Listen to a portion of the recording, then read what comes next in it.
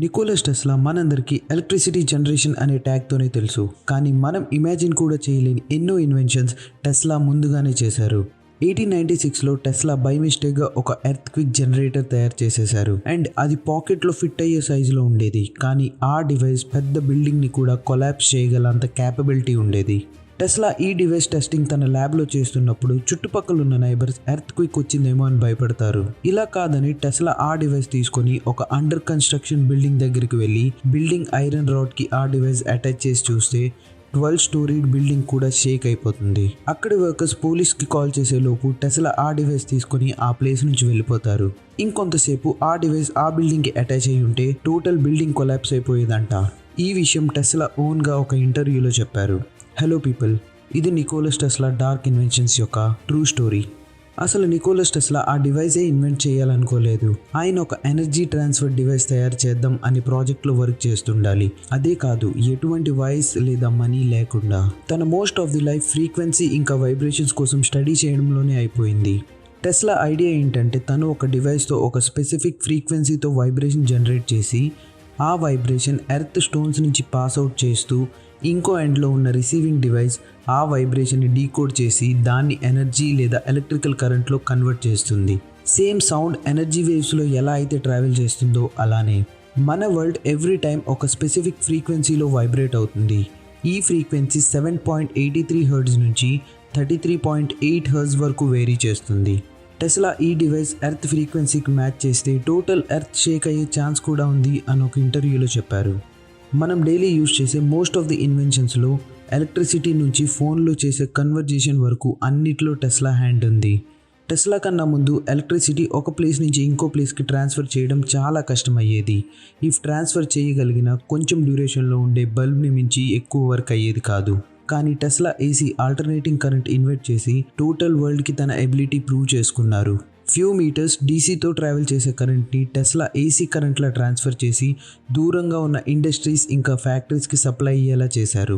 ఇదే కాకుండా Tesla hydro electric power కూడా ఇన్వెంట్ చేశారు. దీంతో అమెరికాలో 31% ఎలక్ట్రిసిటీ ఇంకా చైనాలో 95% ఎలక్ట్రిసిటీ ప్రొడ్యూస్ చేస్తున్నారు. వరల్డ్కి వైర్లెస్ కమ్యూనికేషన్ అనే కాన్సెప్ట్ గిఫ్ట్ చేసింది కూడా టెస్లానే.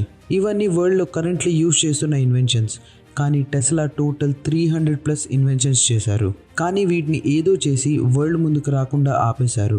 ఆల్టర్నేటింగ్ కరెంట్ తర్వాత వైర్లెస్ కమ్యూనికేషన్ లాగా వైర్లెస్ ఎలక్ట్రిసిటీ ట్రాన్స్ఫర్ కూడా పాసిబుల్ అవుతుంది అని నమ్ముతారు. టెస్లా దగ్గర నాలెడ్జ్ ఉన్న ఫినాన్షియల్గా టెస్లా చాలా పూర్ ఉండేవాళ్ళు. సో ఈ ఐడియాతో తను జేపీ మార్గన్ దగ్గరికి వెళ్తారు. మార్గన్కి టెస్లా ఐడియా నచ్చి $15 lakhs ఫండింగ్ కూడా ఇస్తారు. వైర్లెస్ ఎలక్ట్రిసిటీ ట్రాన్స్ఫర్ కోసం టెస్లా న్యూయార్క్లోనే చాలా ఎక్స్పెరిమెంట్ చేస్తారు. దీనికోసం టెస్లా ఒక పెద్ద టవర్ కన్స్ట్రక్ట్ చేశారు. అది చూసిన పబ్లిక్ ఇక్కడేదో అన్ఈవెన్ అయిపోతుందని కంప్లైంట్స్ చేయడం స్టార్ట్ చేస్తారు. దీంతో టెస్లా తన రీసెర్చ్ స్టేషన్ కొలరాడోకి షిఫ్ట్ చేసి అక్కడ 180 ఫీట్తో కొత్త ఎలక్ట్రికల్ టవర్ బిల్డ్ చేశారు. కానీ దానికి ఫండింగ్ రిక్వైర్మెంట్ కూడా చాలా ఎక్కువైంది. టెస్లా ఈ టవర్ ద్వారా టోటల్ వరల్డ్కి వైర్లెస్ ఎలక్ట్రిసిటీ ఇద్దాం అనే థాట్లో ఉంటారు. జేపీ మార్గన్ టెస్లాకి ఫండింగ్ చేస్తూనే ఇంకో సైడ్ ఎలక్ట్రికల్ వైర్స్ ఇంకా ఇన్సులేషన్ ఫ్యాక్టరీస్కి చాలా ఇన్వెస్ట్మెంట్ చేసేవారు. ఇవే కాకుండా జేపీ మార్గన్కి అమెరికాలో చాలా మైన్స్ కూడా ఉండేవి. టెస్లా ఫ్రీ ఎలక్ట్రిసిటీ కోసం తెలుసుకున్న మార్గన్ తన ఎలక్ట్రిక్ వైర్స్ బిజినెస్ లాస్ అయిపోతుందని టెస్లాకి ఫండింగ్ ఆపేయడమే కాకుండా రిమైనింగ్ ఇన్వెస్టర్స్ని కూడా టెస్లా ప్రాజెక్ట్లో ఇన్వెస్ట్ చేయొద్దు అని మోటివేట్ చేస్తాడు. నికోలస్ టెస్లా ఇంకా ఫండింగ్ లేక ఫ్రీ ఎలక్ట్రిసిటీ అనే డ్రీమ్తోనే చనిపోయారు. టెస్లా చనిపోయిన చాలా ఇయర్స్ తన డాక్యుమెంట్, ఎక్స్పెరిమెంట్స్ ఇంకా అన్నీ కూడా గవర్నమెంట్ సీక్రెట్గానే ఉంచింది. ఇంకా ఈ రోజు వరకు కూడా Tesla wireless electricity file public చేయలేదు. దీనివల్ల పబ్లిక్కి నిజంగానే Tesla earth vibration formula solve చేసి వరల్డ్ మొత్తం ఫ్రీ ఎలక్ట్రిసిటీ ప్రొవైడ్ చేద్దాం అనుకున్న డ్రీమ్ మిషన్ లూప్ కనిపెట్టేశాడేమో అనే డౌట్ వచ్చింది.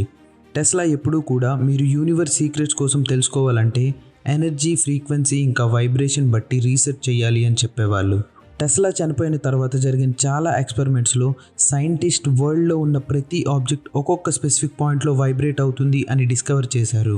వైర్లెస్గా ఎనర్జీ ట్రాన్స్ఫర్ మాత్రమే కాదు, దీన్ని లిమిట్ని కూడా కంట్రోల్ చేయొచ్చు. ఫర్ ఎగ్జాంపుల్, ఇక్కడున్న 2 ఫోక్స్కి ఎటువంటి ఫిజికల్ కనెక్షన్ కూడా లేదు. కానీ వీటిలో ఫ్రీక్వెన్సీ కూడా సేమ్ ఉంటుంది. అంటే ఇందులో ఒకదాన్ని ట్యాప్ చేస్తే 440 టైమ్స్ వైబ్రేట్ అవుతుంది. అంతేకాదు ఒక్క ఫోక్ని ట్యాప్ చేస్తే ఇంకో ఫోక్ ఆటోమేటిక్గా వైబ్రేట్ అవుతుంది.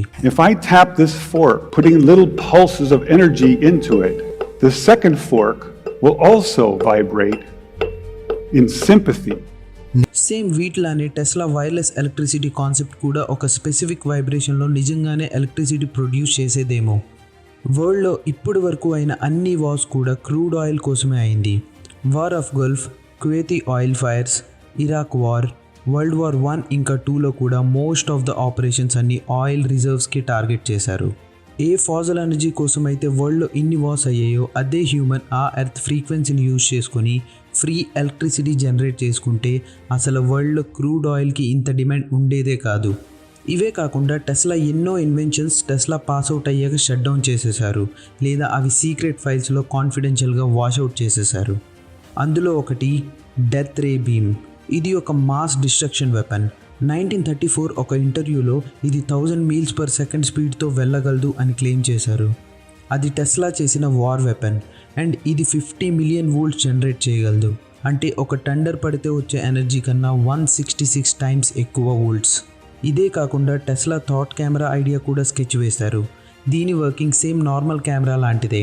హ్యూమన్ ఆలోచనని కూడా పిక్చర్ అవుట్ చేయగలం అనే కాన్సెప్ట్ ఇది.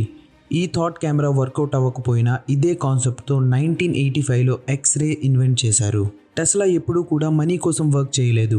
ఆయన అనుకుంటే తన ఇన్వెన్షన్స్తో చాలా మనీ సంపాదించేవాళ్ళు, లేదా తన పేటెంట్స్ని క్యాష్ చేసుకునే ఆప్షన్ కూడా ఉంది. కానీ ఆయన చనిపోయేటప్పుడు తన హోటల్ బిల్స్ కూడా పే చేయలేనంత డెప్త్లో ఉండేవాళ్ళు. టెస్లా డెత్ కూడా ఈ రోజుకి మిస్టరీలానే ఉండిపోయింది.